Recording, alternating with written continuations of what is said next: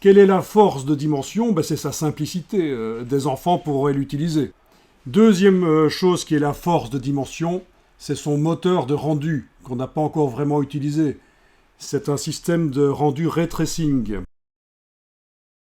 Et donc le principe, c'est que ça calcule les réflexions, les diffractions. Quand la lumière passe à travers un objet en verre, vous avez une paille qui passe à travers un liquide qui est dans un objet en verre, il y a une cassure, bon ça c'est la diffraction. Tout ça est calculé de manière assez réaliste en fait, parce que vous avez le principe qui est bien démontré ici, une source de lumière, ou plusieurs d'ailleurs, un objet, et alors il y a le calcul, comment est-ce que dans la réalité, par rapport à la caméra, les rayons se reflèteraient par rapport à l'objet, qu'est-ce qui se passerait physiquement.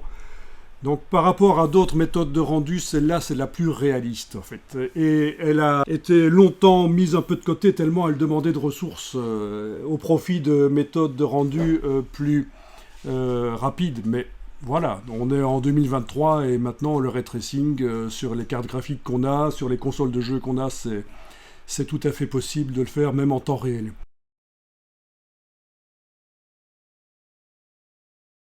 Dans les années 80, c'est le genre de choses qu'on pouvait faire en ray tracing. Donc déjà dans les années 80, mais je vous dis, pour faire une image, comptez plusieurs heures, voire dizaines d'heures. Et donc, tout ça pour dire que, voilà, ça c'est la force de dimension, c'est que ça intègre un moteur de rendu qui est très bon, en fait, pour faire de l'hyper-réalisme, pour faire des images qui ressemblent à des photos, en fait. Bon, bien sûr, il y a aussi ça dans d'autres logiciels 3D, comme Blender.